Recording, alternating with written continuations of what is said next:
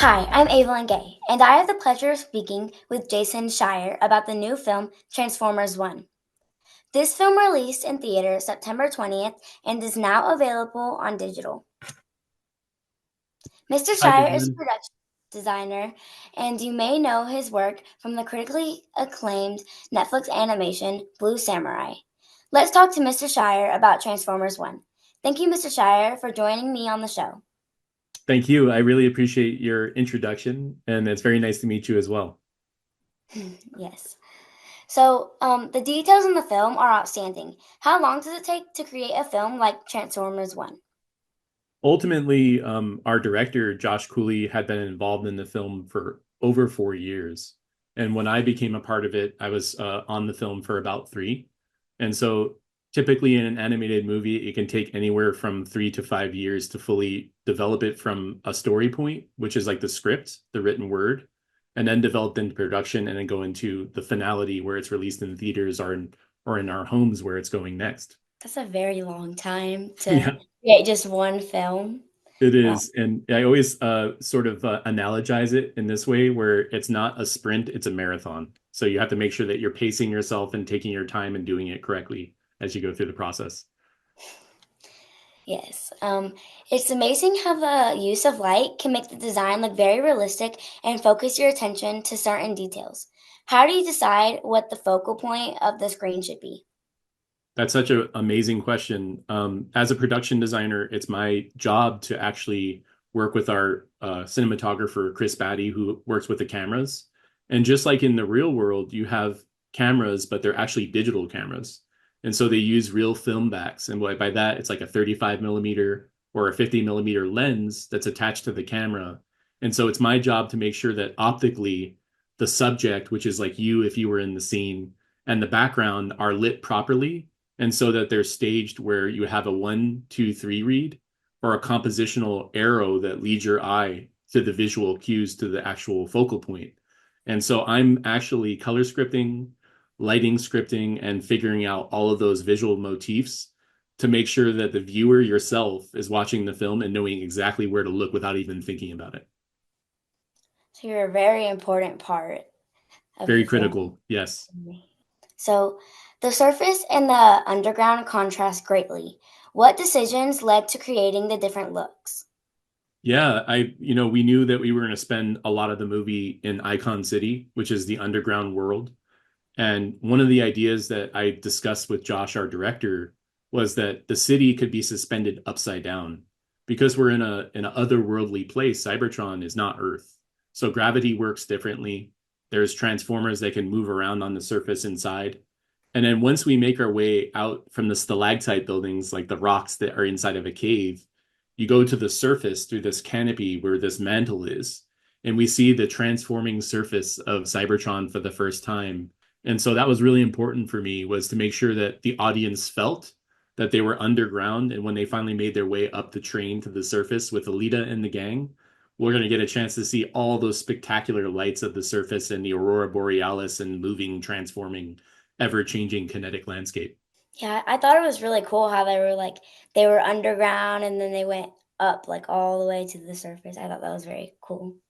Thank And you, it was Evelyn. different from a lot of the other films That out was a there. lot of fun to do. It was one of my favorite parts of the movie. What was the inspiration behind the Transformer world? The inspiration came from looking at the past. We had a lot of lore and sort of property to look at from the early days in the 1984 series to the 1986 movie. It was set on Cybertron.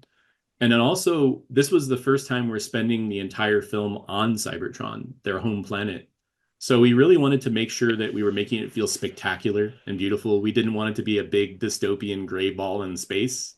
We wanted it to be colorful, inviting, and also be nostalgic to the past. The film looked very like alive, which I really liked how it looked. It looked like realistic, but it didn't look like like it was people, you know. Yeah, I love that you said that. It's we did this thing called stylized realism, and we wanted to make sure that the audience felt groundedness, like they could believe that it was tangible and it was grounded, but also otherworldly and very imaginative as well. So much work has gone into the making of this film.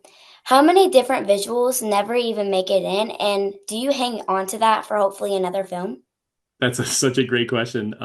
I am a firm believer that no art should be wasted. Mhm.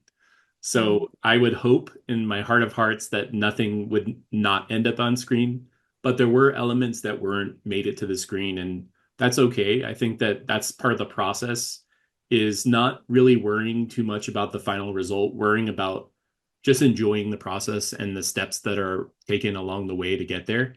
And I love that part of it. I love working with my team. I think that's the ultimate critical thing is being able to collaborate, be inspired, and also facilitate the best from everybody and positivity. So you must have done many things that you were just like, "Oh, so well, I did all that, and now it's not even gonna go in to the film." Yeah, but maybe we'll get a chance to do a sequel and we can use it again later. We'll see.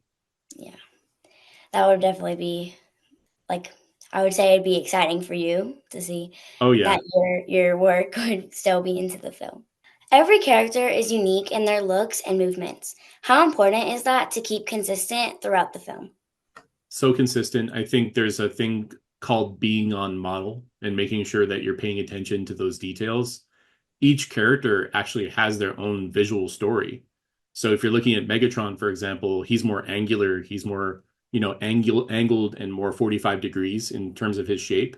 And then if you look at Optimus, he's more rounded and sort of curvilinear. And so we're making sure that those sort of visual cues and those details in terms of their shape are transfixed even from their very beginning at the beginning when they're minors all the way to the end when they're Optimus Prime and Megatron, that those design motifs carry throughout the film. Mhm. Yeah, I thought it was, good, and I thought it was cool that they looked very different, but they were still kind of, like, the same. Yeah, for sure. Yeah, I think that's important is to make sure that the audience can feel it and see it at the same time and not have to worry about that. It's like they get to go on that journey with them and really follow along in the story. Mhm. What design techniques are used when creating different textures, such as the smooth metal of the robots and the plant materials on the surface? So with the characters themselves, we developed a new technique with Industrial Light and Magic called line decker, which are these like vertical strikes that are on the specular highlights of the characters. So if Avalynn, was to shine a light at you and you had a highlight coming from a light source on your head or on your shoulders, it actually puts these vertical striking lines on it. And the same thing for the surface of the planet, for example, when there's flora and fauna, which are plants. We wanted to make sure it felt subsurface. And what I mean by that is like you get a sense of translucency as a light enters into a leaf, for example.